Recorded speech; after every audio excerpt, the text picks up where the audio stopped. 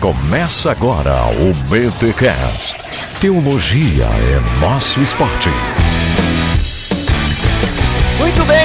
Muito bem. Começa mais um BTcast de número 85. Eu sou o Rodrigo Bibo e estudando um pouquinho a história de Armínio, percebo que calvinista chato, olha, de raiz mesmo, hein? Eita, beleza. Aqui é o Alex e olha, vendo aqui o nome do Armínio, eu só posso concluir que ele deve ser mesmo um homem de Deus. Por quê? Por causa do Jacó? Não, por causa de Hermann. O que tem Hermann? É o original dele.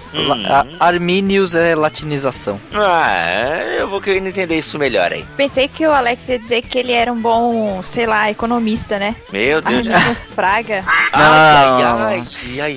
Melhor não. Eu sou a Glória Fcibá e quase perco essa gravação por causa do fuso horário. Que horas que é aí, Glória? 1 hora menos. Estou na parte do Brasil que não sofre com essa luta, né? Todo ano. Pois é, esse negócio desse jet lag de fuso horário. Legal, eu sou o Wellington Mariano e boa consciência é um paraíso. Quero gravar esse programa aqui também com uma boa consciência. Olha aí, essa frase é de quem? É o lema de Jacó Armínio, de quem nós vamos começar a falar em breve. Gente, estamos aqui reunidos para falarmos de uma das maiores injustiças da história da teologia. Olha aí, a gente tá aqui reunido no mês de outubro, a CBTcast só vai sair em novembro, mas a gente tá aqui gravando em outubro, porque outubro é o mês do Jacó Arminius, do Jacob Arminius ou do Hermann. Por que Hermann, Alex?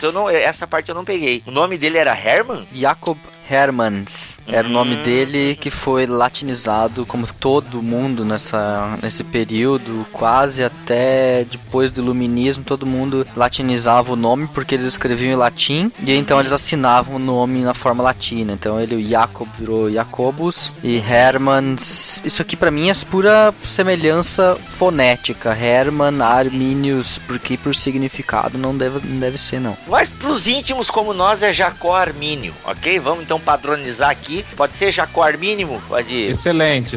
Jacó Armínio, Jacó Armínio, é isso aí. Pros íntimos é Jacó Armínio. E a gente trouxe então aqui a Glória e o Wellington, que são arminianos, gostam de Armínio, para falar um pouco sobre a vida e a obra deste camarada que é injustiçado. Muita gente critica o Armínio, mas no fundo não conhece a sua teologia. E aí esse BTcast tá aqui para apresentar um pouco mais da vida e a obra de Jacó Armínio em mais uma série gigante.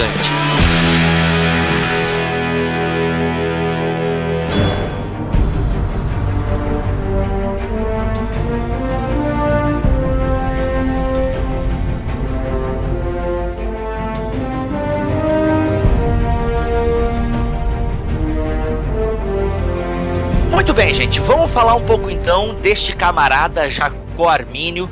A Glória, que é uma das moderadoras do grupo no Facebook Arminianismo, ou Arminianos, não lembro como é que é o nome agora, Glória? Arminianismo. Existe um outro Arminianos também. Olha aí. Então a Glória modera esse grupo Arminianismo, onde a galera tá sempre discutindo a teologia arminiana, mostrando que existe vida, né, depois do calvinismo. O Armínio nos prova isso, né? E temos aqui o Wellington Mariano, que é um especialista, vou colocar aí esse título, talvez eu sei que você não goste, mas queira ou não, você já traduziu 2 livros referentes à vida de Armínio e à sua teologia. Fala um pouquinho para nós disso aí, Wellington. Pois é, eu traduzi a obra Teologia Arminiana, Mitos e Realidades, escrito pelo erudito, pelo professor Roger Olson, que trata exatamente de... Ele escolheu, né, o professor escolheu 10 mitos, embora nós temos conhecimento que existem bem mais do que isso, 10 mitos que ele considerou relevantes sobre o arminianismo, né, e muita coisa que a gente vê na internet, que as pessoas acusam o arminianismo de ser, que na verdade não é. Então ele escreveu uma obra que é bastante abrangente. Eu desconheço uma obra, se eu não estiver equivocado, foram quase 650 citações só que a obra tem para apresentar. É uma preocupação que o Roger Olson teve, né, de mostrar que o que ele estava falando, na verdade, é tudo muito embasado. Isso quer dizer, como tradutor, me deu muito trabalho. Nossa, qual é essa obra? Essa é a teologia arminiana, mitos e realidades. Olha aí, da editora Reflexão. Da editora Reflexão. E a segunda obra também do mesmo autor, né, Contra o Calvinismo, essa aí ela vai abordar mais as questões do calvinismo, seus problemas, né, as consequências lógicas disso, do pensamento calvinista. Então ele vai fazer uma espécie de defesa do arminianismo, também apresentando alguns problemas, né, do sistema calvinista. Fazendo bem o contraponto, arminianismo e calvinismo, mais ou menos. Exatamente. Isso? Ok. Exatamente. Eu li em algum lugar, até não sei se foi no grupo que a Glória modera, de que ele não queria esse nome, contra o arminianismo. Ou eu viajei, ou eu li isso em outro lugar. Vocês sabem contra o calvinismo. Contra o calvinismo, na verdade, ele não queria mesmo, mas a decisão acabou sendo escolhida pelos editores, que naturalmente também, embora querem apresentar uma obra de boa qualidade em termos de teologia, mas eles também precisam vender. E se ele falasse, por exemplo, a favor do arminianismo, as pessoas não entenderiam o que era. Então, como o calvinismo, o termo é muito mais conhecido, comercialmente é muito mais interessante que tenha esse título do que um outro. Boa, olha aí, legal. E vocês, tu e a Glória, estão trabalhando na tradução de um outro livro, certo? Dá pra gente falar alguma coisa aqui? Ainda é off-topic? Como é que é? Não, já foi divulgado, a gente já tem divulgação, tem vídeo, inclusive com um dos autores. O livro é Por que Não Sou Calvinista? Já tá traduzido e daqui a bem pouquinho tempo a gente vai ter aí publicado. Olha aí, que bacana. E qual é o autor desse livro? São dois autores, né? Um é o Joseph Donchel e o outro é o Jerry Walls. Que bacana. Eu acho legal, a editora também da editora Reflexão, esse ou vai ser por outra editora? Também, pela Reflexão. Também. Eu acho muito bacana a iniciativa, e eles não estão patrocinando esse programa, se quiserem, obviamente, podem patrocinar, mas eu acho bacana essa iniciativa da editora Reflexão, porque a teologia calvinista reformada, ela tem a sua própria editora, que é a editora Cultura Cristã, que lança excelentes livros. Mas a gente, às vezes, os arminianos, eles sentem falta de literatura, né, de boa literatura arminiana, e eu acho louvável essa iniciativa da editora Reflexão de trazer livros que às vezes não são muito conhecidos aqui no Brasil e arrisca, né, lançar um livro desse para divulgar a teologia arminiana, porque tem muita coisa aí que é semi-pelagiana, que é pelagiana e que colocam nas costas de Armínio, e eu parabenizo nesse sentido a editora Reflexão por estar aí lançando esses livros. E para nós é um prazer ter aí dois tradutores que ajudam, né, a espalhar essa teologia arminiana. Muito bem, vamos parar de rasgar cedo aqui, vocês são demais, mas vamos falar então do Armínio, desse camarada injustiçado. Armínio Fraga é economista. Não é esse Armínio não, doido, é o teólogo. Qual é o contexto? Armínio nasceu em que contexto? Foi criado em que contexto? Então, o Armínio, ele, na verdade, ninguém conhece ou sabe de fato a data de nascimento dele. O principal biógrafo de Armínio, que é o Carl Banks, que escreveu a obra Arminius, um estudo na Reforma Holandesa, ele pesquisou, ele passou anos, né, pesquisando nos arquivos da Holanda e ele não conseguiu encontrar nada. Mas, tradicionalmente, a data de nascimento de Armínio é atribuída a 10 de outubro de 1560, ou seja, há 11 dias atrás, nós estávamos comemorando, então, o aniversário de, vamos dizer assim, de nascimento de Jacó Armínio. Fazendo uma especulação aqui, será que pelo fato de ele ter sido considerado herege, os calvinistas estavam no poder, até mesmo pelo governo, se eu não me engano, porque teve disputas não só teológicas, mas também estatais, envolvendo porque a teologia estava muito ligada ao Estado, será que não acabaram apagando os registros, aquela coisa, por isso que a gente tem pouco material sobre ele? Não vejo essa questão como pouco material, mas na verdade muita coisa se perdeu, até porque também existem muita coisa dele, né? Então não tem algum tipo de documento que consiga provar a data de nascimento.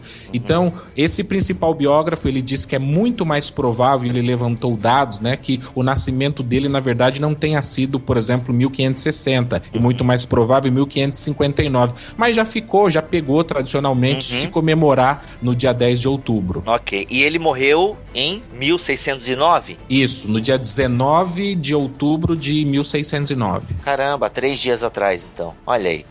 A gente tá gravando esse podcast no dia do podcast. Acho que a gente pode datar essa gravação, Alex, Porque Com é uma certeza. data importante para nós aí. Então, Sem no dia dúvida. 21 de outubro, a gente está gravando esse podcast. Então, ele nasceu e morreu em outubro. Outubro agora vai ser para mim o mês rosa, o mês do podcast e o mês do Armínio. Olha aí.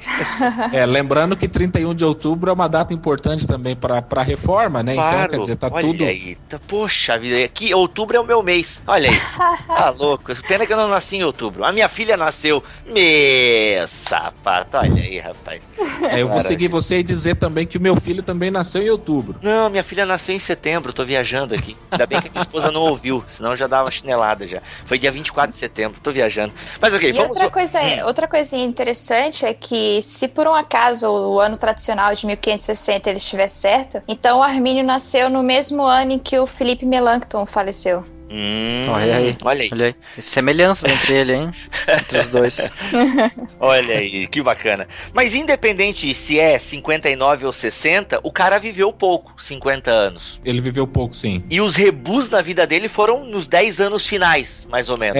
Ele teve problemas desde o começo da vida, né? Desde, vamos dizer assim, do nascimento ele já enfrentou problemas. E se ele viveu pouco, eu posso aqui dizer com tranquilidade que ele viveu pouco, mas viveu intensamente, né? Olha, porque foi tenso a vida do cara aqui, hein? Falando do nascimento dele, por exemplo, ele nasce, mas ele não conhece o pai. Nós também não temos, em termos de história, para saber quando que o pai dele morreu, mas sabemos o suficiente para dizer que quando ele nasceu, ou o pai tinha morrido quando ele ainda estava no ventre da mãe, ou ele era muito pequeno a ponto de ter algum tipo de lembrança, né, disso do pai. Ou o pai era calvinista, né? Não?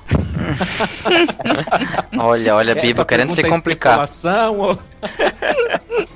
Tô brincando. Provavelmente o pai dele era calvinista, né? Porque acho que no contexto onde Armínio nasce, todo mundo era calvinista, não? Não era não. Ah, não, então... não era não. Eram o quê? Uma coisa que é interessante é que o contexto da reforma na Holanda é diferente do contexto da reforma em alguns outros países. Havia muito mais diversidade teológica na Holanda do que, por exemplo, vamos dizer assim, na França ou em outros países. E o próprio Armínio, eu me adianto aqui, né, para dizer, ele vai fazer uso disso para dizer que ele faz parte de uma tradição que preza e que tem essa diversidade, né? Essa diversidade de alguns pastores que passaram antes dele. Então, na verdade, não existia essa hegemonia. Se nós levarmos em consideração que o professor, por exemplo, aluno de Calvino, começava a lecionar agora e lecionando de uma maneira muito mais, vamos dizer assim, mais rígida do que o próprio Calvino. O Beza, né? Exatamente. É nesse momento que eles vão começar a criar uma escola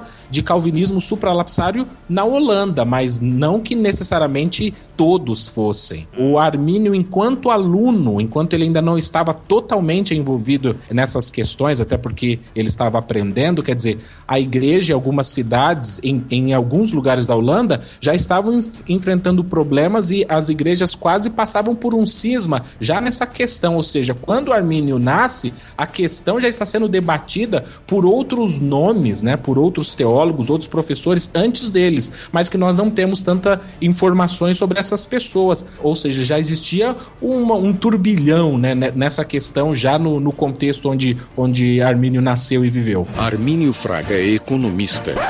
Não é esse Armínio não, doido, é o teólogo.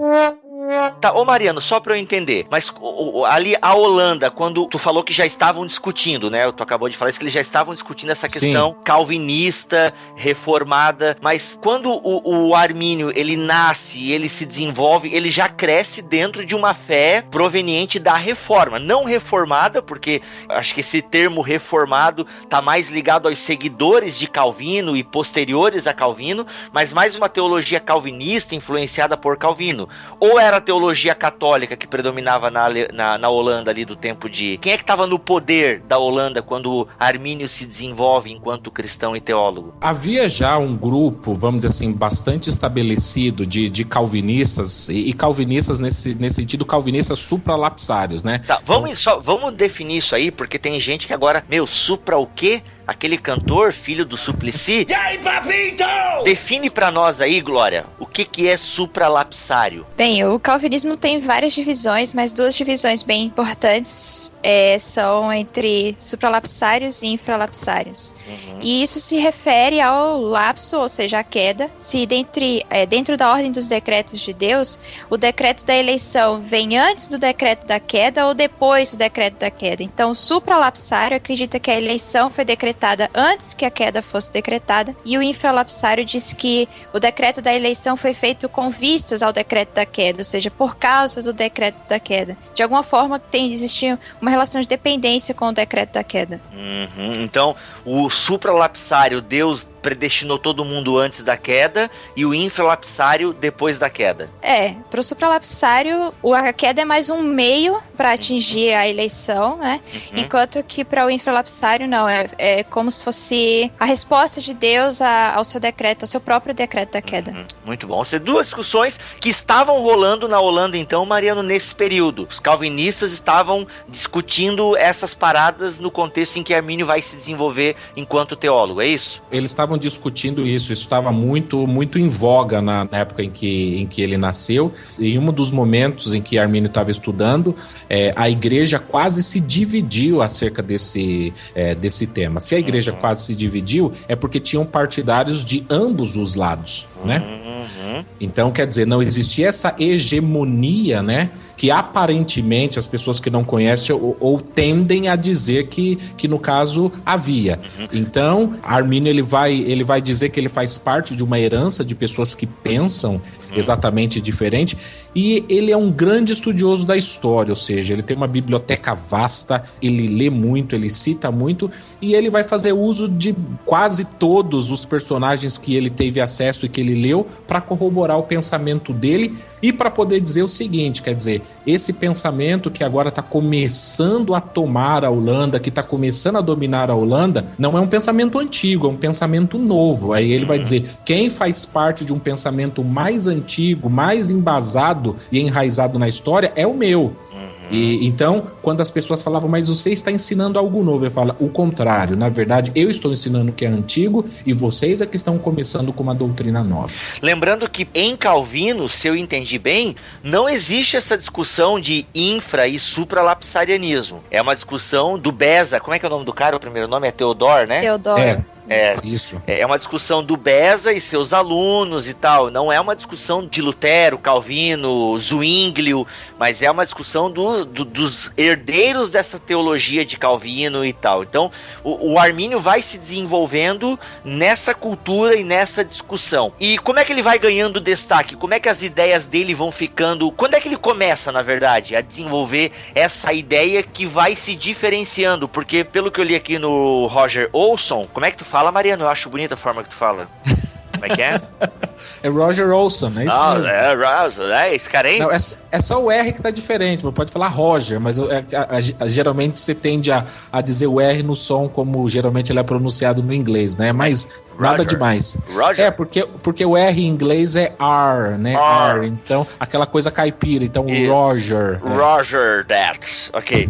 O Roger Olson, ele até fala aqui que parece que o supralapsarianismo era o mais forte dentro dessa cultura holandesa de teologia. Era o mais forte. E, na verdade, o que Armínio enfrenta na Holanda, ele começa a enfrentar, começando pelo professor dele, é que o calvinismo do Beza é um calvinismo diferente de Calvino, ou seja, Armínio não vai ter tanto problema, vamos dizer assim, com Calvino, embora ele tenha muita divergência com o pensamento de Calvino, mas o maior problema dele na época era com, vamos dizer assim, o calvinismo beziano, se eu posso colocar assim, você entendeu?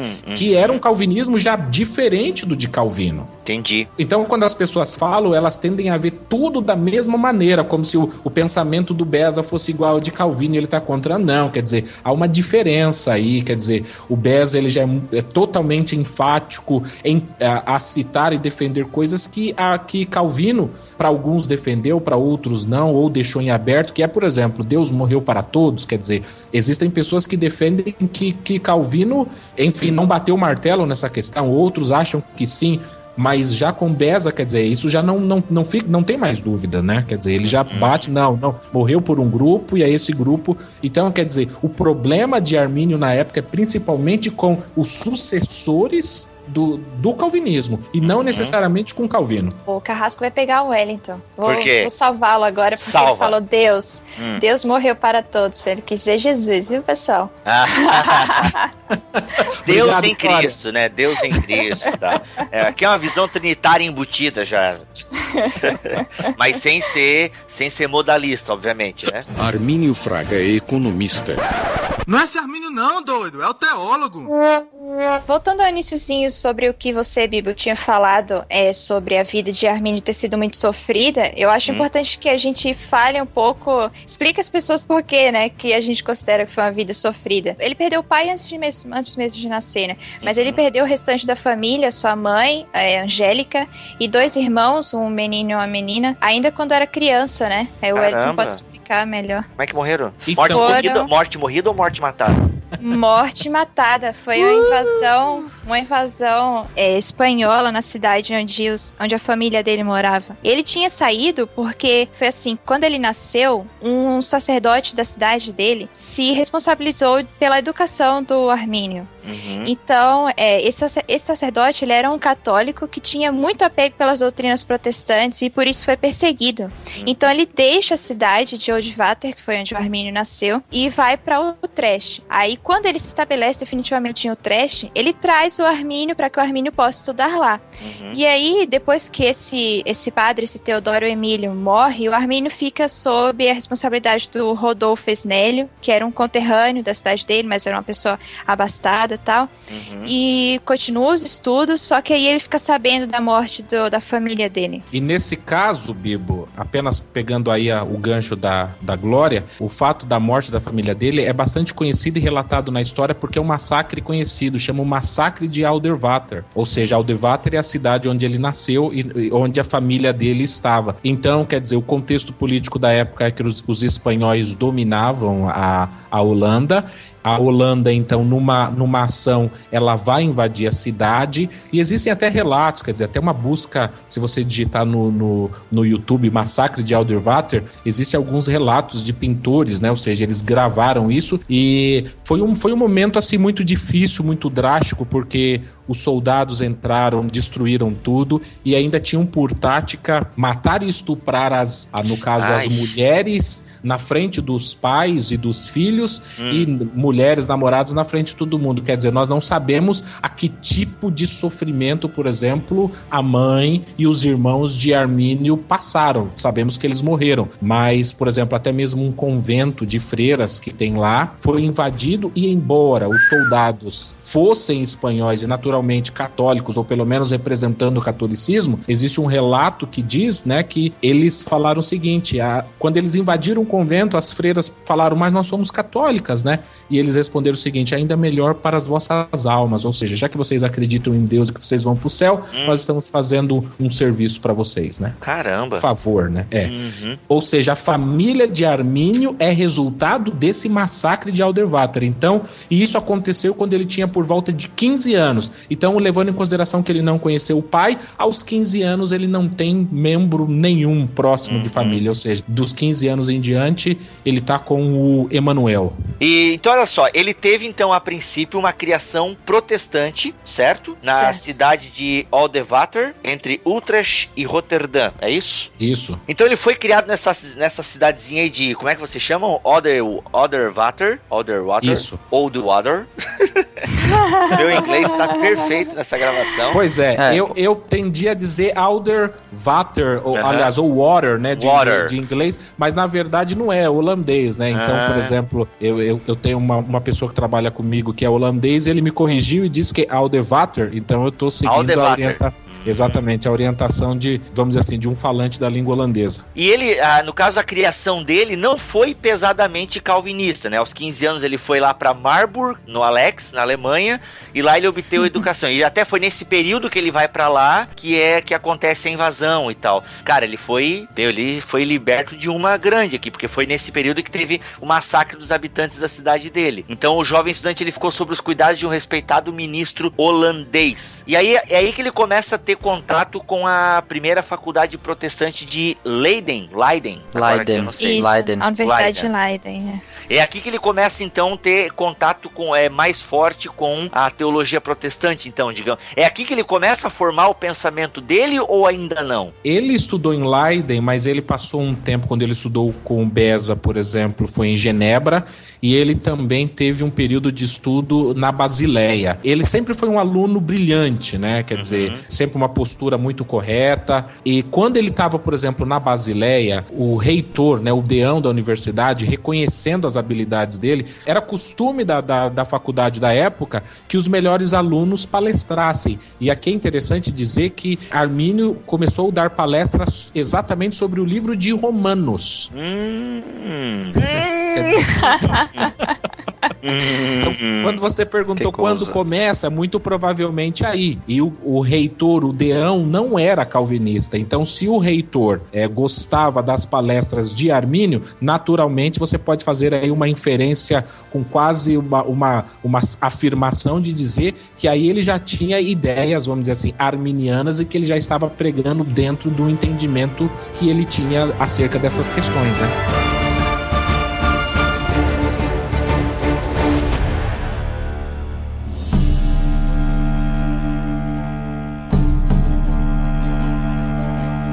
Ô Mariano, tu disse que o reitor lá não era calvinista.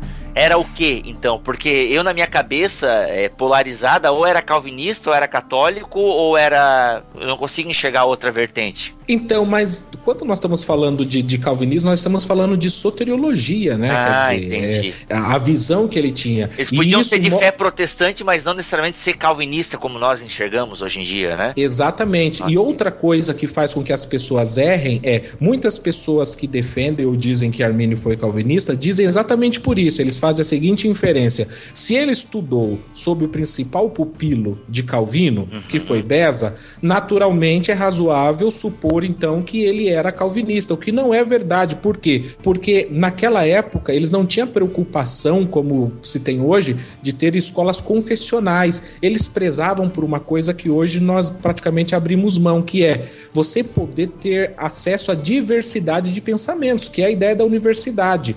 E hoje os seminários praticamente não existe isso. Ou você prega e ensina uma determinada vertente, e o contrário não pode ser dito. Então, Exatamente. por exemplo, as faculdades, elas tinham um costume de ter, por exemplo, Leiden, por exemplo, ele tinha 3 professores de teologia, e nunca eram 3 professores de teologia que defendiam a mesma visão. Eles queriam manter um equilíbrio de visões doutrinárias, ou seja, o ambiente, né, de estudo era voltado para isso.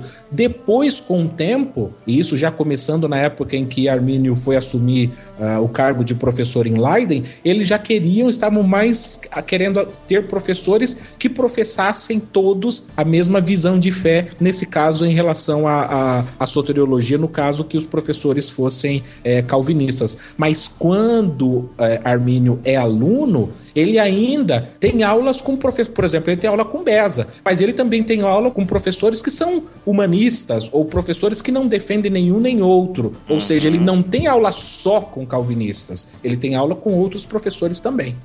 Exatamente, a Universidade de Leiden, ela sofria influências da teologia de Zwinglio, da teologia de Lutero, da teologia dos anabatistas.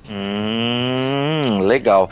E aí tá, então qual é o próximo passo na vida dele? Ele assume alguma igreja, ele se casa? Quando é que ele começa a ficar em evidência? Vamos entrar nessas partes aí que agora que complica, que engrossa o caldo aí, como é que é? Bem, depois da Universidade de Leiden, ele vai para Genebra, né, em 1582. Aí sim é que ele estuda sob o Beza, mas obviamente também não só com essa visão calvinista, só que em Genebra é quando ele tem um problema com o professor de filosofia, porque o professor de filosofia dele, ele é um espanhol que era um ardente defensor do método aristotélico. Sendo que o Armínio tinha estudado um outro método filosófico, que era o ramismo. E aí, para não criar muito problema com esse professor, ele sai e vai durante um tempo, fica na Basileia, que é onde o Wellington fala das palestras, né? E aí sim é que ele se torna conhecido pela sua visão diferente daquilo que o Beza ensinava. Ou seja, ele pode ter estudado ali sob Beza, mas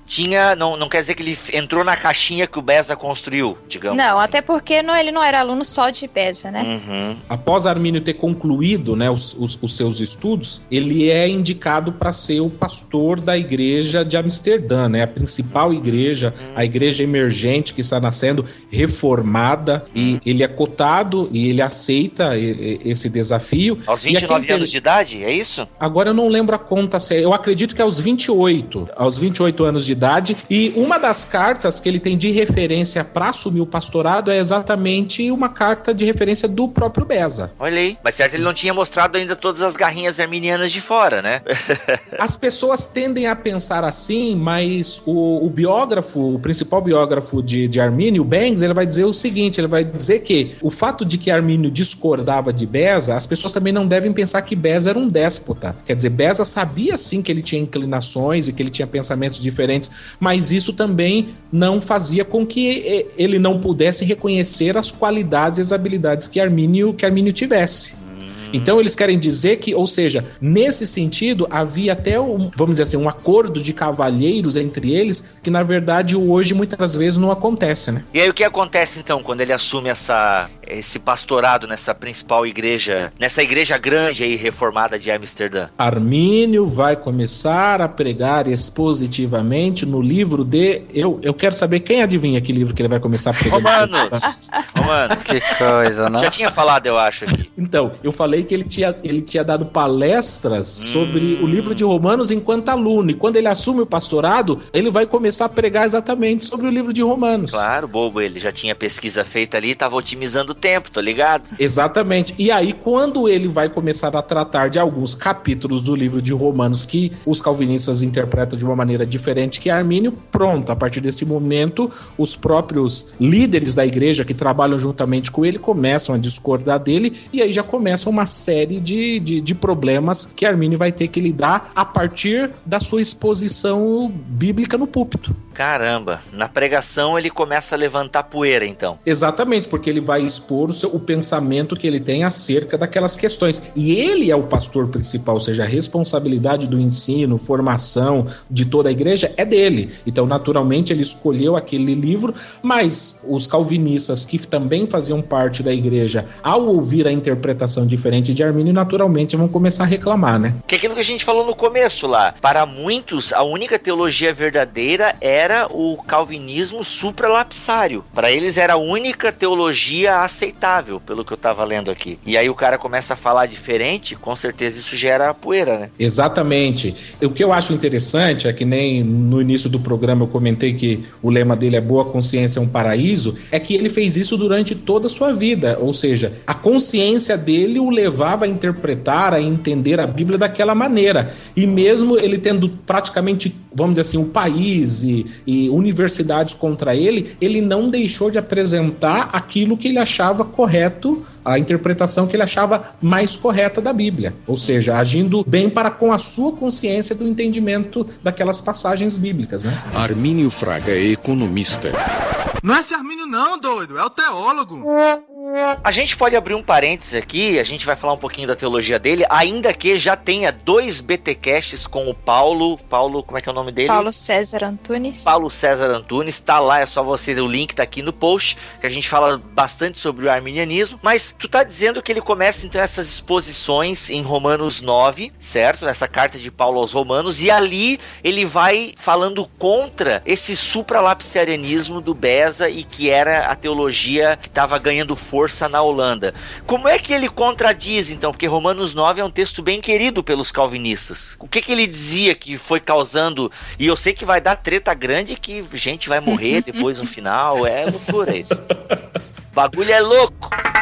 Olha, ele vai defender naturalmente algumas ideias que nós já conhecemos, por exemplo, da presciência de Deus, e ele fala que o fato de Deus conhecer as coisas de antemão não faz com que Deus determine, né, que tais coisas aconteçam. Ele também vai defender a eleição corporativa, mas o problema, embora o maior problema seja Romanos 9 a 11, Armínio já enfrentou problemas em Romanos 7, porque Romanos 7, que trata daquela questão que Paulo lida com o pecado, os calvinistas todos interpretavam, né, e acredito que até hoje interpretam, que Paulo estava falando de uma experiência pessoal dele. E Armínio, defendendo uma visão de santificação, ele diz: é impossível que uma pessoa que tem o Espírito Santo possa dizer que ele esteja de tal maneira sob o pecado dessa maneira. Ou seja, Armínio começou a enfrentar problemas 2 capítulos antes do capítulo 9 de Romanos, ou já no capítulo 7, então. E a gente tem o costume de achar que Romanos 9 é polêmico, mas na verdade o capítulo da Bíblia em que mais existem comentários é Romanos 7, não é nem Romanos 9. Até essa questão, pra você ver como essa questão é cara, é porque os versículos 13 a 25 do capítulo 7, você vai ter a questão do novo nascimento e do Simo Justus et Peccator, que vem de Lutero, no caso. E quando Armínio diz que isso se refere à situação da pessoa antes da conversão e não depois da conversão, então ele está, de certa maneira, negando boa parte da teologia que vem de Lutero e passa por Calvino. Então, principalmente nessa parte do como a salvação é experimentada ou experienciada pela pessoa, né? O maior problema do Armínio quanto ao supralapsarianismo era porque ele achava que o supralapsarianismo dava uma atenção aos indivíduos de uma maneira que o evangelho não dava. Porque para o Armínio, essa predestinação supralapsariana, ela vai contra a predestinação em que Cristo é o centro. Em que nós somos eleitos em Cristo, entende? É como se o foco deve ser sempre Cristo. Cristo é o cabeça, Cristo é o fundamento, Cristo é o Salvador. Mas ele tinha uma dificuldade muito grande em aceitar o supralapsarianismo porque já não havia mais essa centralidade no Salvador. Havia uma centralidade nos eleitos, porque no supralapsarianismo Deus decreta primeiro que vai eleger uns para a vida, outros para a morte eterna, depois ele decreta a queda. Então, quer dizer, é como se a eleição desses indivíduos fosse o ponto de partida, sendo que o ponto de partida deveria ser Cristo, entende? Entendi, faz sentido. Até a questão de se você olhar analogicamente, a eleição de Israel não é a eleição de indivíduos, mas é a eleição de uma nação. E aí, nesse sentido, Armínio faz uma interpretação um pouco mais interessante, até mais, no quesito de história da salvação, um pouco mais coerente do que os demais reformadores, né? Se pensar que ele coloca primeiro que a primeira decisão de Deus é a definição de que ele enviaria Cristo como mediador e salvador do mundo. E depois, como segunda decisão de Deus, quem é que se converteria através da fé e quem não se converteria pela negação do Salvador. Então, primeiro vem a decisão vamos dizer, da predestinação em Cristo como um todo, né? Como a eleição em Cristo. E em segundo lugar, a eleição de indivíduos. Então, e nessa questão, quer dizer, a teologia de Armínio, por exemplo, é extremamente forte e rica na questão da criação. E uma das coisas que o Roger Olson ele vai apresentar é que nas discussões, vamos dizer assim, em nível mais populares, as pessoas tendem a dizer que o arminianismo, né, ou que o próprio Jacó Armínio, eles querem fazer uma defesa do livre-arbítrio. E ele vai dizer, não, eu quero fazer uma defesa do caráter bondoso e amoroso de Deus. E ele vai defender exatamente o seguinte: Deus, ele disse que na criação tudo que ele fez é bom. Então, quer dizer, como que antes de ter a queda, né, no caso do supralapsário, ele pode ter feito essa criação e depois, para condenar, a finalidade da criação de Deus é a condenação. Isso entra em contradição com a criação de Deus, o fato dele dizer que é bom e o fato dele querer manifestar a sua bondade. Então ele quer dizer, e a imparcialidade, aparentemente a imparcialidade de Deus, porque ele pega um grupo de pessoas e de uma massa ele tira alguns para serem salvos e de outras para serem condenados ou ignorados. Mas eles sequer pecaram ainda, quer dizer, ele pega de uma massa criada, mas que não cometeu nada. Quer dizer, a pessoa está sendo condenada por fazer o quê? Por não fazer nada. Ele simplesmente é objeto de decreto. Assim como Jesus também passa a ser um simples detalhe, porque as pessoas já estão, antes de acontecer qualquer coisa, pelo menos em termos lógicos, né, vamos dizer assim, elas já estão com seus destinos selados.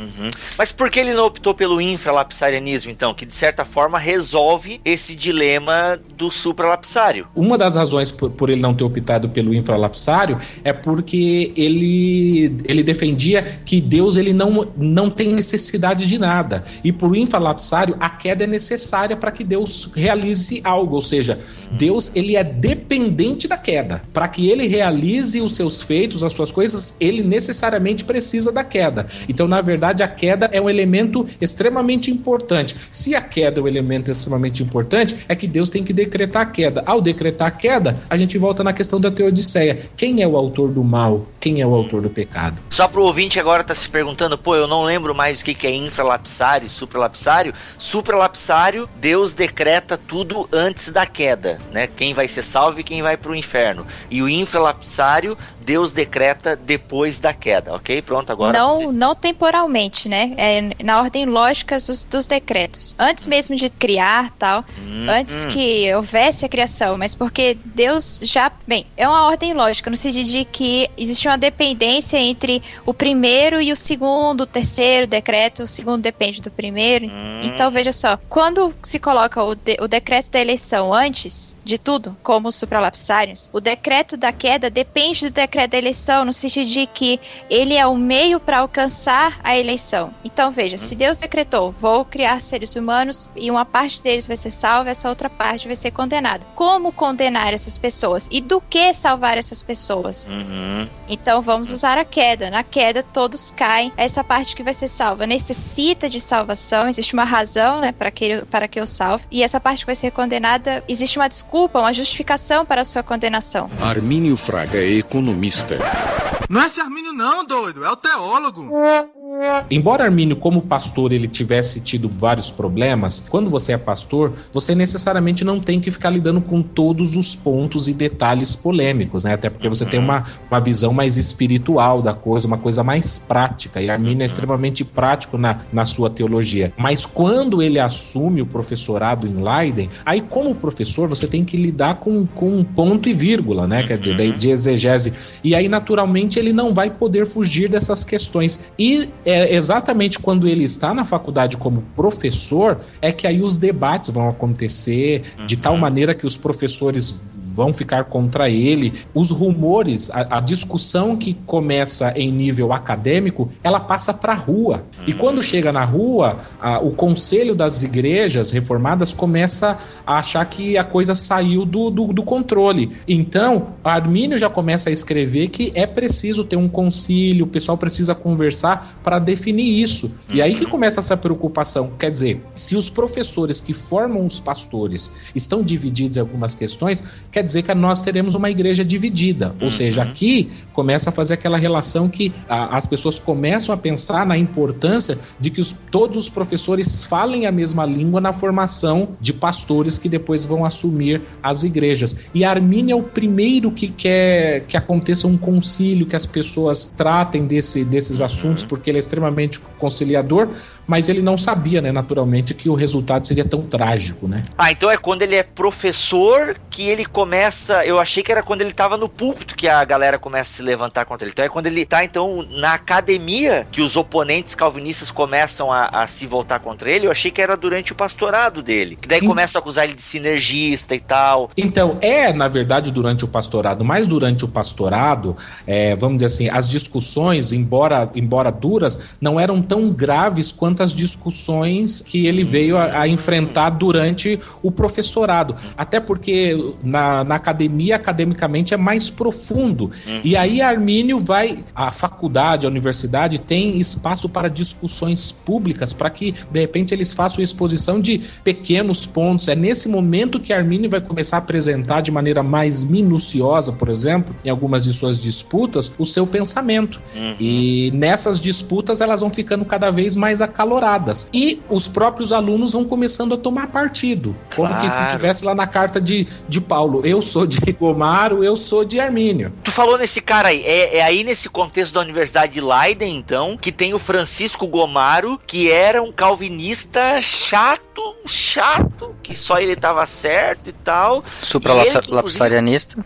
Supralapsarianista da Gema. E ele que começa a bater mais de frente com o Armínio, inclusive até incitar fofocas. Na Tititi Gospel começa lá com o Gomaro, então. Isso, o Gomaro é professor, né? Estava lá em Leiden há mais tempo do que ele. E quando Armínio assume o professorado, ele vai, na verdade, ter problemas com os outros professores, mas principalmente com Gomaro. Gomaro. E a faculdade de Leiden tinha uma série de palestras e disputas, e cada professor recebia um tema e uma época do ano para ser debatida. Então, quando Armínio debateu alguns pontos que eram contrários à visão calvinista, o Gomaro e outros professores desrespeitavam a regra e começavam a debater e criar palestras que fossem na mesma hora em que fosse a palestra ou aula de Armínio, exatamente para que os seus alunos não fossem ouvir Armínio. Caraca, olha aí. Com medo, né?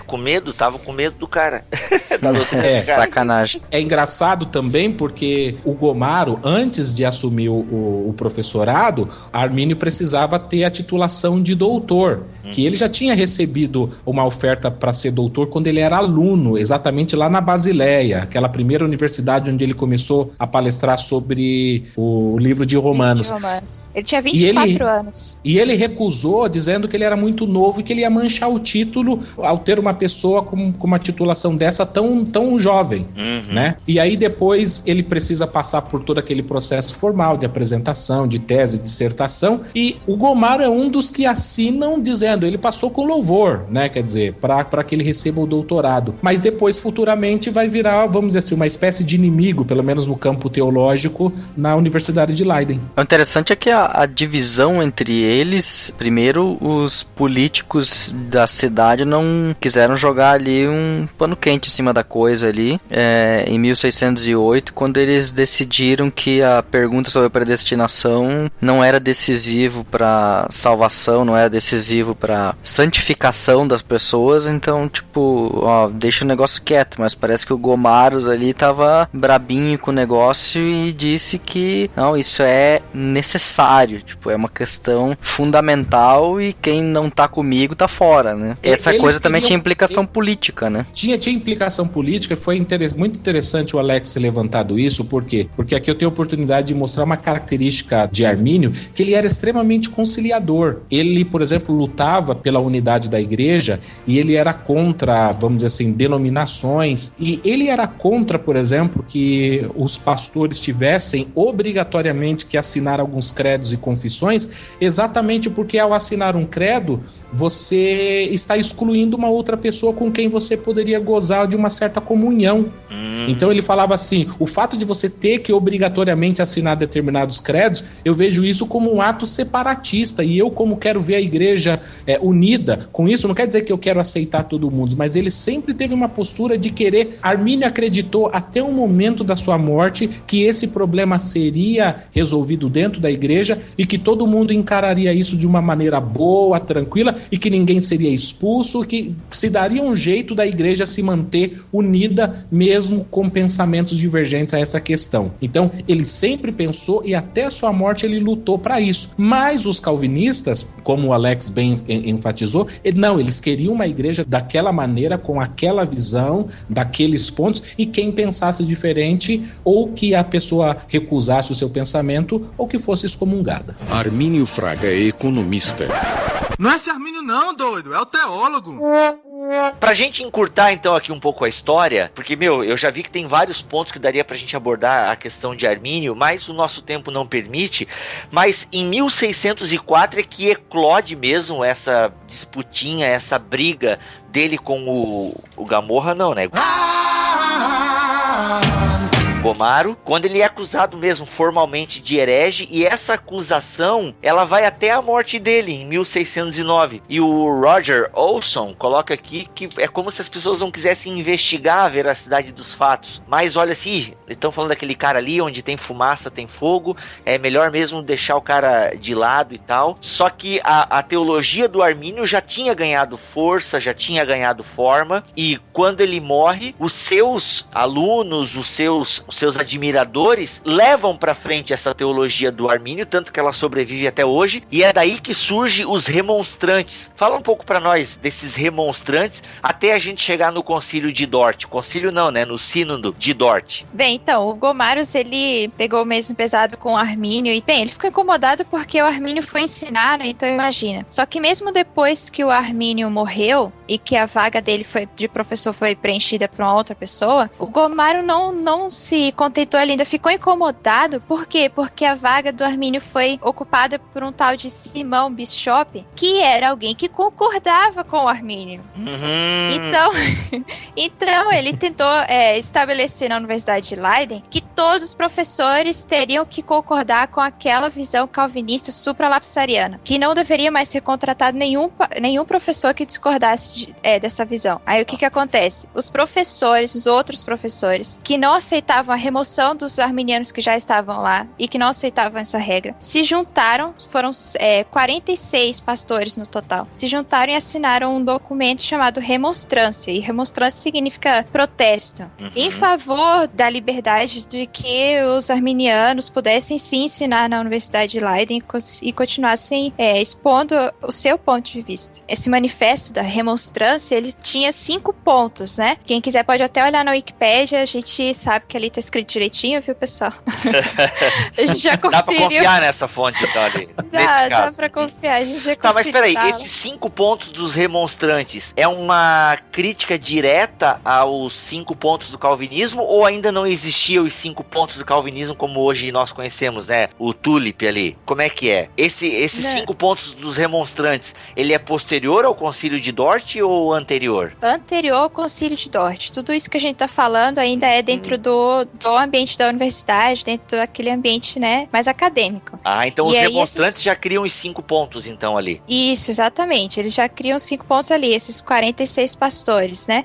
E aí esses 5 pontos, eles não são contra alguma teologia, eles são uma afirmação, quase que uma espécie de uma confissão, né? Uma confissão de fé muito resumida e tal. Só que, claro que esses 5 pontos da remonstrância, eles são quase os 5 pontos do arminianismo, né? Vai concordar com a depravação total, vai dizer que a eleição é condicional, ou seja, condicional à fé em Cristo, vai dizer que a expiação é ilimitada, ou seja, que Jesus Cristo morreu por todas as pessoas sem exceção, vai falar sobre a centralidade do plano em Cristo, que ninguém pode ser eleito fora de Cristo, que a graça é resistida, porque existem exemplos na Bíblia em que as pessoas resistiram ao Espírito Santo. E o 5º ponto, ele vai dizer que quanto a pessoa, aquele que uma vez professou a fé em Cristo pode ou não perder essa sua salvação, eles deixaram em branco porque eles consideravam que isso deveria ser mais debatido. E isso era o que o Armínio defendia. Ele era contra a incondicionalidade da eleição, ele era contra a ideia de que Jesus só morreu pelos eleitos. Então eles só foi uma afirmação daquilo que Armínio falava. Só que aí o Sínodo de Dort foi organizado em torno desses 5 pontos da remonstrância como a resposta aos 5 pontos da remonstrância. Então o Tulip é uma resposta aos remonstrantes. O Tulip, na verdade, esse acróstico só foi criado, acho que no século XIX, 1800 e alguma coisa, né? Porque até são termos em inglês, né? O Tulip é verdade. Mas sim, o Sínodo de Dort respondeu à remonstrância. Não foram os arminianos que responderam aos calvinistas, mas sim os calvinistas que responderam à remonstrância.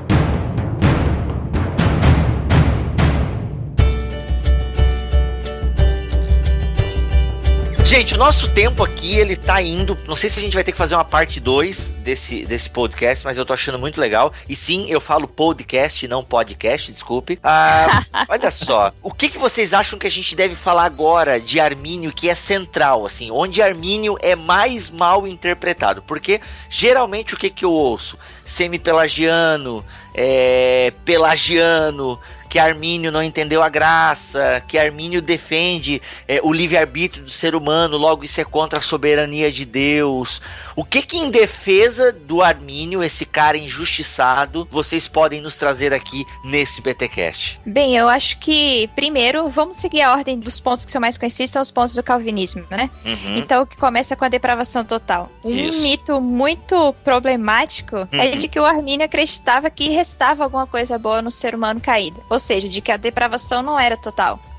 Sendo que ele falou fortemente, tanto é assim que John Wesley, ele dizia que a fala de Armínio na defesa da depravação total era mais forte do que aquela que se encontra em Calvino. Toma essa. Tem que botar uma nota de rodapé até aí, né? E colocar pra quem tem as obras do Armínio e que vai talvez ser lançado no Brasil em breve, procura as disputações públicas dele no livro 9, obra número 212, onde ele concorda ipsis literis com o Catecismo de Heidelberg sobre a questão da pessoa humana, com relação à pessoa, a compreensão de pessoa humana, ou seja, com a antropologia do Catecismo de Heidelberg. Isso mesmo hoje, que a gente ainda não tem as obras publicadas, mas como o Alex lembrou aí, nós esperamos ter elas assim, no ano que vem. As mesmo obras de hoje, Arminio em português? Olha isso coisa mesmo. boa, rapaz, que bom. Vocês sabem qual é a editora que vai trazer? Vai ser a CPAD. Olha aí, coisa boa. Isso é bom, hein? Isso é bom. Vamos ler, CPAD, vamos ler. Vamos ler. Bem, então, mas mesmo não tendo essas obras, a gente já pode ver no livro Teologia Arminiana, existe uma citação bem forte sobre o ponto de vista do Armínio sobre a depravação total, e então, calvinistas, nós não acreditamos na depravação parcial. Logo, já estamos Forma longe alguma. de Pelágio. Nesse sentido, já tiramos essa pecha de que, ele é pelagiano. Já cai E por terra. semi-pelagiano também, né? Porque o semi-pelagiano vai dizer que o homem tem que dar o primeiro passo para que Deus responda, né? E o ajude em graça, né? Então, por favor, não somos nada disso. Mas, então, seguindo, o próximo ponto no calvinismo seria a eleição incondicional. O Armínio não defendia a eleição incondicional porque, bem, a gente já falou uma parte aqui, porque ele acreditava que a eleição é em Cristo, ou seja, existe uma condição, você tem que estar em Cristo para ser eleito. E ele via Cristo como o eleito. Lembra muito aquilo que o Karl Barth... Isso, eu ia falar agora. O Karl Barth tem essa definição de predestinação. Ele via Jesus Cristo como eleito. Só que o Karl Barth vai um pouquinho mais além, e muitas pessoas acreditam que ele era universalista, né? Mas enfim, deixamos pra lá. É outra questão. Então, o ponto central de tudo é Cristo. Ou seja, o primeiro decreto de Deus foi eleger a Cristo como Salvador, Rei, Sacerdote do mundo. Então, existe uma condicionalidade no sentido de que os eleitos seriam eleitos aqueles que crescem em Cristo. Todo que crê em Cristo é eleito, ele está em Cristo. Ou como a Bíblia diz, eleitos em Cristo, né? Desde a fundação do mundo. Então, existe essa questão de que se a eleição estava à parte de Cristo, se ela depende de um decreto, Cristo se torna quase que um meio, né? No supralapsarianismo, ele é quase que um meio. E até se você for ler na sistemática do Louis Berkhoff, ele fala que Cristo é a causa instrumental da salvação, ou seja, é como um escultor, que ele tem aquele seu martelo, ele vai fazendo a escultura. Cristo seria um martelo. Porque ele é o meio para concretizar a salvação. E Armínio não conseguia aceitar isso. Ele via Cristo como o centro de todo o evangelho. Então Cristo não pode ser a causa instrumental da salvação, mas ele é a causa meritória, ou seja, é Cristo que conquista os méritos. A causa principal da eleição é Cristo. E que nós somos eleitos dentro dessa eleição de Cristo, ou ainda através dos méritos de Cristo, né? Tá, isso é contra o segundo ponto do calvinismo. Isso, a eleição incondicional. Porque a eleição incondicional, ela não existiu.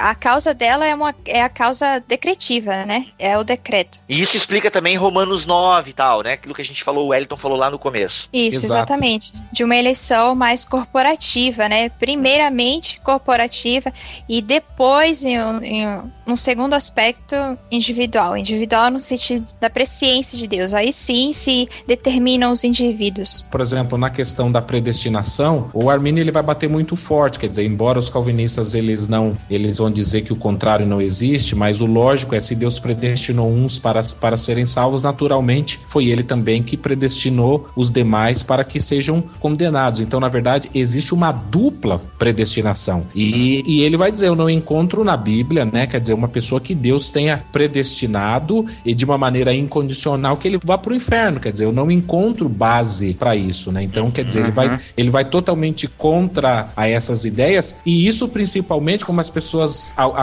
tendem a analisar dizendo, por base no livre-arbítrio? Não por base no livre-arbítrio, mas por base da Bíblia, né, escriturístico, e também por base no caráter revelado de Deus. Deus fala que ele é amor, que ele é bondoso, né? Armínio Fraga é economista.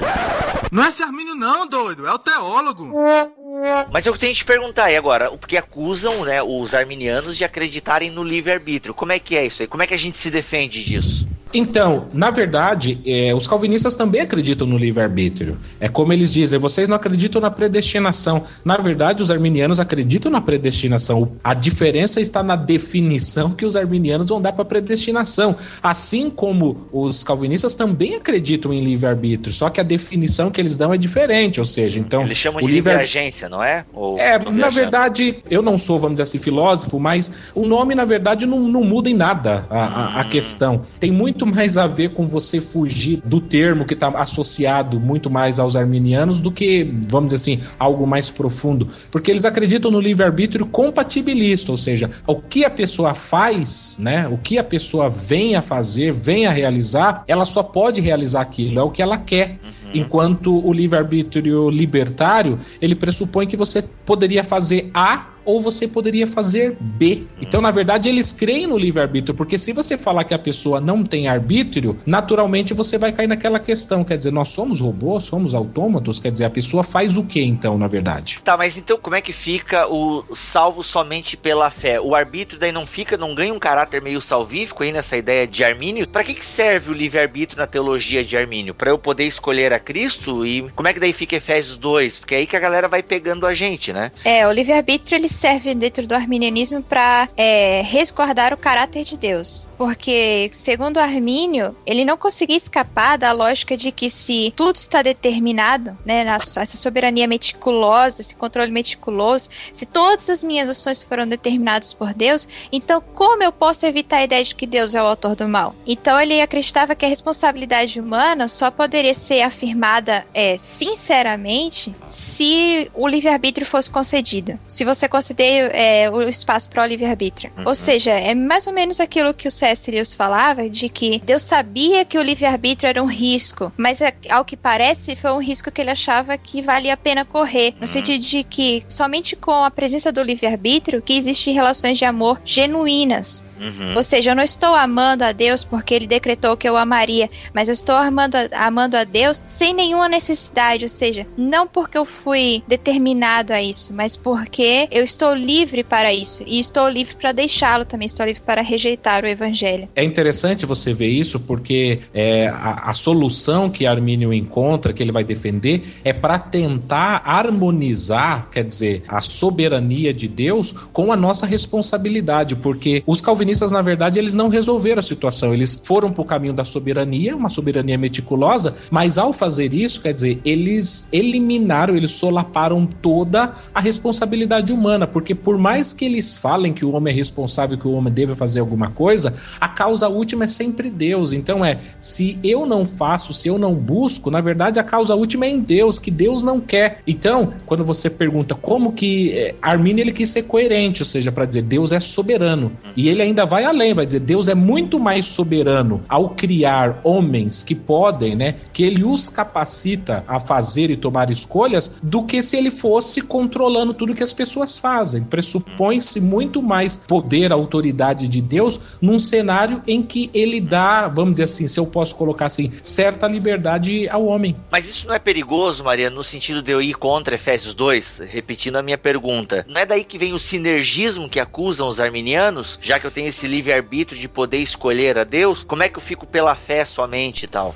Então, mas o livre-arbítrio, você tem que partir do pressuposto daquilo que a Glória comentou, quer dizer, o homem, ele nasceu em delitos e em pecados, quer dizer, o primeiro ponto que ela disse, né, explicou muito bem, dizendo, quer dizer, o homem nasce depravado, né, ou seja, para que o homem faça uso do seu arbítrio, ele vai fazer isso sendo libertado por Deus através da graça preveniente. Não é um livre-arbítrio inato que o homem fez, ou seja, o Armínio, ele defende uma ideia de graça preveniente que ela é dividida em duas partes, né? A primeira e a segunda. Então, a primeira parte, que ele chama da graça até monergista, ela chega à pessoa capacitando a fazer a escolha. Então, na verdade, é a graça de Deus quem vai restaurar o arbítrio para que aquela pessoa faça, no caso, uma escolha. Por Deus.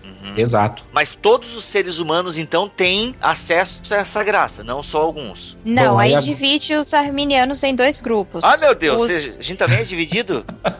Só que a diferença é tão, assim, é tão desimportante que elas nem aparecem muito, a gente não comenta muito sobre isso, porque no final dos contos nós todos nos consideramos arminianos. É um grupo muito mais homogêneo do que dentro do calvinismo. Mas a divisão seria entre arminianos clássicos e arminianos wesleyanos. Ou seja, o arminiano clássico, ele acredita que essa graça que vem antes da salvação, a graça preveniente, por isso que é preveniente, porque vem antes, essa graça, ela só é concedida através da pregação do evangelho, ou seja, onde o evangelho é pregado, no momento em que o evangelho é pregado, Deus dá essa graça, o Espírito Santo começa a atuar na vida da pessoa, para abrir os olhos da pessoa para a sua situação de perdido e para a oportunidade que está sendo posta ali nos méritos de Cristo. Já os arminianos wesleyanos, eles vão dizer que a graça preveniente, ela começa a atuar bem cedo na vida, e ela vem de maneira mais forte durante a pregação. Então é como se o Espírito Santo já começasse a trabalhar na vida das pessoas desde cedo, já os influenciando de alguma forma mais sutil. Pois é, Glória, mas eu acho que ainda não respondeu minha pergunta. Tipo, porque teoricamente então é sobre todos, ou é só sobre alguns? No clássico é sobre aqueles que ouvem o evangelho, ou seja, é mais ou menos aquela ideia de Romanos, né, de que como crerão se não há quem pregue. Ótimo. Já para o wesleyano, a graça vem sobre todos de maneira sutil, com alguma iluminação, uma iluminação pequena, mas de maneira muito mais forte durante a pregação. É como se pro wesleyano, a pessoa não chegasse ali para a pregação totalmente despreparada. Ela já foi, de alguma forma, preparada para ouvir o evangelho, entende? Entendi. Armínio Fraga é economista. Não é esse Armínio não, doido. É o teólogo. Eu achei interessante a diferença bem específica entre a forma com que Armínio formula o que é a predestinação em comparação com a formulação que a gente encontra nas Institutas de Calvino. Ele formula assim: predestinação é o decreto do beneplácito Deus em Cristo, através do qual ele, em sua eternidade ou desde a eternidade, definiu os crentes, ou seja, aqueles que receberiam a graça para um prêmio da sua maravilhosa graça, através do qual seriam justificados e que os quais receberiam, aceitariam essa graça para a vida eterna, e os que não receberiam essa graça para a vida eterna. Ou seja, a decisão não está nos indivíduos, mas no fato de Deus ter em Cristo definido a salvação, e em segundo lugar, os que aceitariam e os que não aceitariam. Enquanto que nas Institutas de Calvino diz, chamamos de predestinação o decreto eterno de Deus, através do qual se é decidido, Deus se decide por pessoas o que acontecerá com as pessoas em específico, com cada indivíduo. Essa diferença precisa ficar bem clara para que quando a gente ouça essa questão do livre-arbítrio, a gente não entenda o livre-arbítrio no sentido de eu posso fazer as coisas ou eu posso me decidir por aquilo que eu bem queira, mas como Deus já desde antes ter me preparado pela pregação, através da sua graça, para que eu possa aceitar ou não. Em si, para quem é luterano como eu, isso soa Melanchthon para mim. Então, tá bem em casa para muitos luteranos. O livre-arbítrio, ele não é importante para nós. O importante para nós é a graça que propicia o livre-arbítrio. Por isso nós não somos semi-pelagianos e nem pelagianos, porque não é algo que está no ser humano, mas é uma graça de Deus. Deus decide que na sua pregação, durante a sua pregação, no momento e no lugar em que o evangelho é pregado, o Espírito Santo atua no coração das pessoas, os iluminando ou abrindo os olhos, desvendando os olhos para que eles possam ver a sua situação caída e possam entender o evangelho, perceber que em Cristo existe a sua salvação. Esse livre-arbítrio, na verdade, ele é um resultado dessa graça que vem antes. Que é a graça um livre-arbítrio, exatamente, não é um livre-arbítrio para fazer qualquer coisa, mas é uma libertação, porque o homem caído, ele necessariamente ele rejeita o evangelho. Então Deus tem de vencer essa aversão do homem, essa aversão que o homem tem ao evangelho, às coisas de Deus. E como ele vence? Através da influência do Espírito Santo, o que a gente chama de graça preveniente. Bem, então a gente entendeu o que é graça preveniente, certo? Por que o livre-arbítrio é apenas um resultado da graça preveniente, ou seja, a graça de Deus é o foco. Agora, quanto ao quarto ponto do calvinismo, ele disse que a graça é irresistível. Ou seja, o ser humano, ele não pode resistir à graça de Deus. Se Deus decidir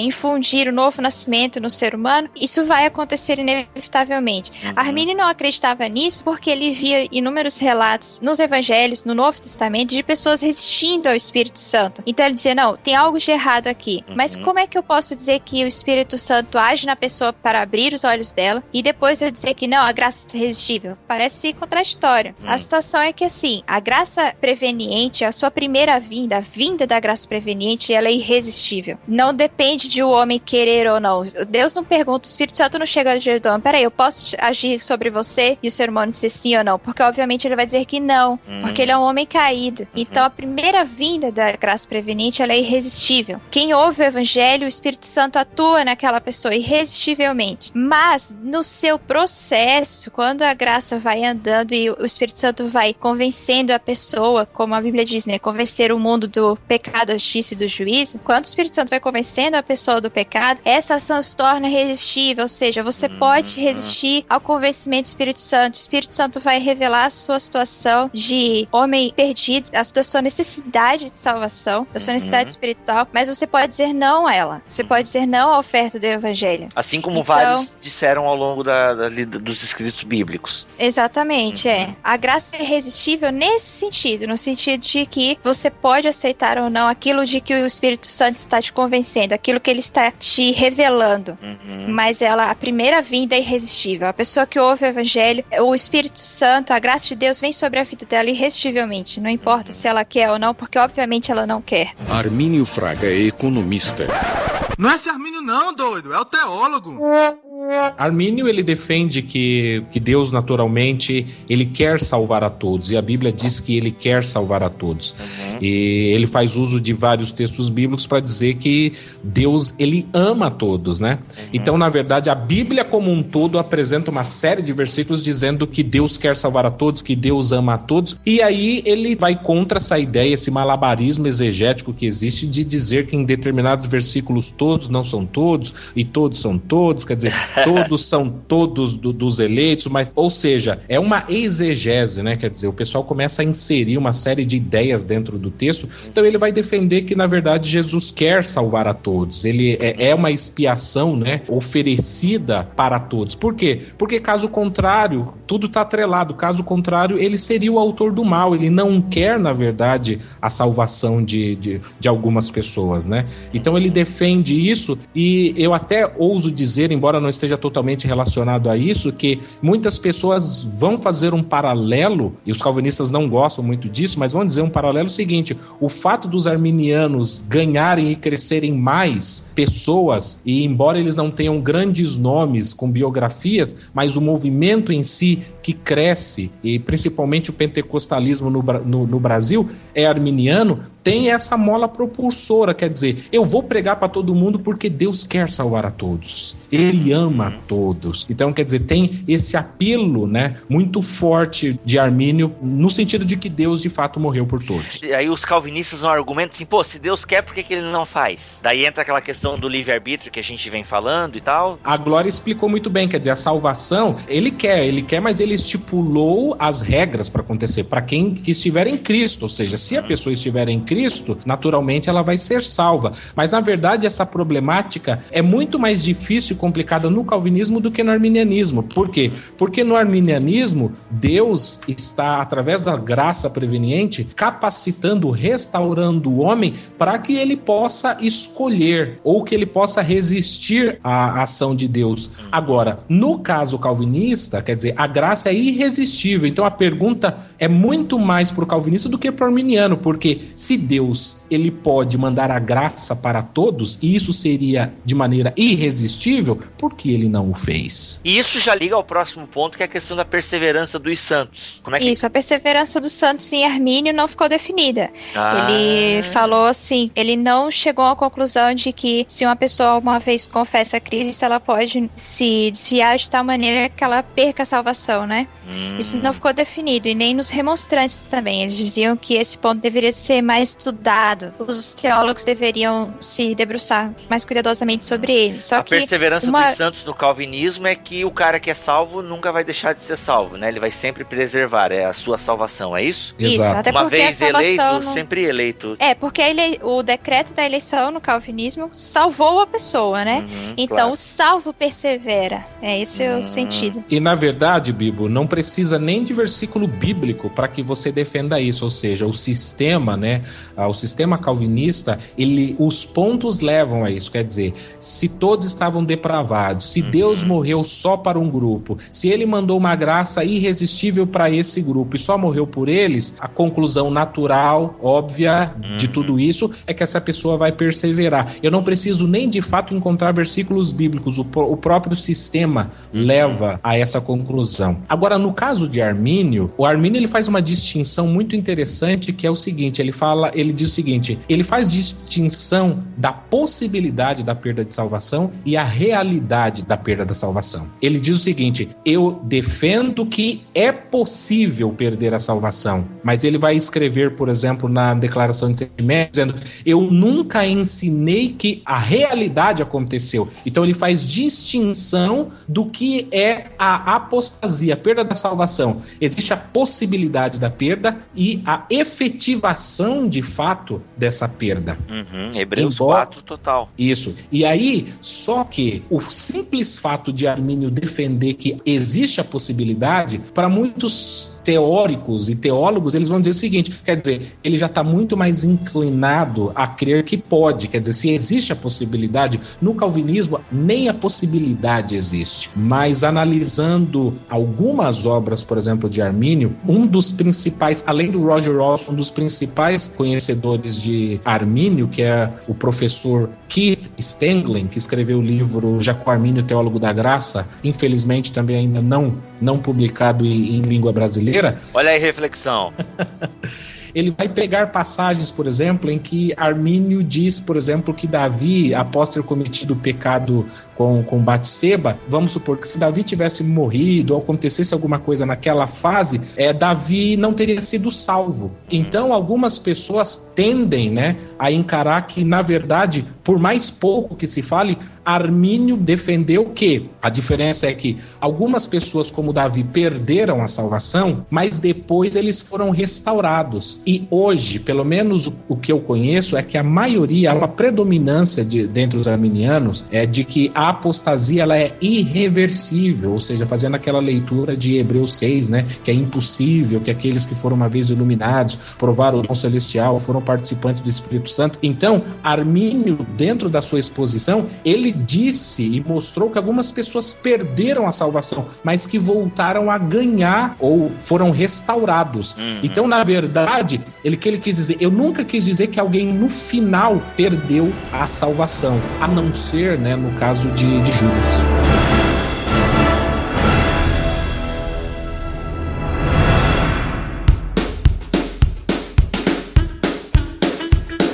Gente, tem mais pontos? Tem mais coisas pra falar? Muitos. E obviamente esses dois livros que você traduziu, Mariano, ajudam nessa discussão, que é o Contra o Calvinismo e Teologia Arminiana, Mitos e Realidades. Esses dois livros ajudam bastante a esclarecer esses pontos que nós trouxemos aqui no BTcast. E aí você tá se perguntando, poxa, seria muito legal se vocês sorteassem, né, esses dois livros. Tcharam! Vamos sortear 2 livros aí, cortesia do nosso amigo Mariano e da editora Reflexão, para você entrar nesse universo do arminianismo que vale muito a pena. Para você participar do sorteio, basta comentar esse episódio. Pode comentar falando bem, se você é calvinista, pode trazer os seus pontos aqui, mas você comentando esse episódio, você estará concorrendo a estas 2 obras fantásticas que ampliam a sua visão e com certeza tiram um pouco desse borrado que a gente tem sobre o Armínio. Cortesia do Mariano, brigadão mesmo, Mariano, por trazer esses livros aí pra gente poder estar sorteando. Então, basta comentar esse episódio aqui no bibotalk.com.br que você já estará participando deste sorteio. Não, seguinte, vamos ampliar lá também para irmãos.com, né? A gente hospeda o podcast lá. Quem comentar em irmãos.com, desde que, se você já comentou em irmãos.com, não adianta querer comentar com outro nick, né? A gente tá contando aí com gente crente que ouve nosso episódio. Então, seja crente e não faça essa mutreta gospel. Beleza, galera? Então tá aí, a gente vai estar sorteando esses 2 livros livros para a nossa visão sobre Armínio estar sendo ampliada. Glória, obrigado pela tua participação aqui no BTcast. Eu que agradeço, é sempre bom estar aqui com vocês, porque é um podcast que eu gosto muito de ouvir e não tem como não recomendar vocês. Obrigado, Glória. Pô, valeu mesmo. E Mariano, cara, continua firme aí na tua empreitada arminiana, né? Você já foi no programa da HIT, lá no Vejam Só, tá viajando pelo Brasil aí, expondo o arminianismo de maneira clara. Cara, e olha só, Mariano, assim como fizeram com o Armínio, fazem com o arminianismo, né? Porque também acusaram o Armínio de um monte de coisa e o cara morreu com uma pecha de herege. E assim também acusam o arminianismo de um monte de coisa e não é verdade. Tem que conhecer mesmo a raiz pra ver que a galera tá falando bobagem aí. É verdade. Então, quer dizer, é como se dissesse tal pai e tal filho, né? Nós como filhos, vamos dizer assim, herdeiros dessa teologia dele, acabamos, né, recebendo as mesmas críticas que foram feitas a ele, mas a questão é que a grande maioria, né, das críticas é totalmente infundada. Isso atrapalha muito o diálogo, né? Quer dizer, primeiro você precisa tirar o que é mentira, o que é falso, para que de fato depois você consiga começar a dialogar o que de fato a teologia trata, explica, né? Cara, obrigado por ter gravado com a gente esse episódio. Eu agradeço, estou esperando o convite para os próximos 10 episódios, tá? Olha aí, ó, Armínio tem pano pra manga. E olha só, pessoal, antes de terminar, eu gostaria de dizer aqui que por mais que você seja calvinista, luterano, você não necessariamente precisa concordar com Armínio, mas que você depois pesquise sobre a história dele e perceba como ele foi um pastor dedicado, uma pessoa que realmente venceu na vida, perdeu toda a família, mas depois Deus o recompensou generosamente, ele se casou, teve 10 filhos, foi um pastor tão dedicado ao ponto de, mesmo quando o seu país estava infestado por uma doença contagiosa, ele não voltou atrás e foi servir as suas ovelhas, mesmo correndo risco de vida. Então, que a gente possa viver intensamente como ele viveu. É isso aí, eu sou o Rodrigo Bibo de Aquino e eu sou arminiano. Eu tô, assim, na canela no arminianismo. Só que gosto de muitas coisas do calvinismo, mas eu sou o Rodrigo Bibo e eu vou ser cada vez mais arminiano. E muito obrigado, pessoal, mais uma vez por me convidar aqui. Eu sou a Glória. Fiquem com Deus. Um grande abraço, eu me coloco à disposição, caso o pessoal queira perguntar, fazer alguma coisa, tem alguns vídeos, basta pesquisar com o nome Wellington Mariano, você pode encontrar a biografia, né, uma explanação também da vida de Armínio, um pouco que nós falamos aqui, e naturalmente peço a oração dos irmãos e que todos nós possamos crescer na graça e conhecimento. Deus abençoe a todos. Isso aí então, pessoal, eu sou o Alex e sou luterano, vivo nesse meio entre calvinistas e arminianos, uma hora concordando com uns, outra hora concordando com os outros, e por isso eu permaneço luterano, alegre, amigo de arminianos e amigo de calvinistas. É uma beleza. Vamos todos na bênção e na paz do nosso Deus, que o Senhor te abençoe e te guarde, faça resplandecer o seu rosto sobre ti, e que o Senhor tenha misericórdia de ti, que o Senhor sobre ti levante o seu rosto e te dê a sua paz.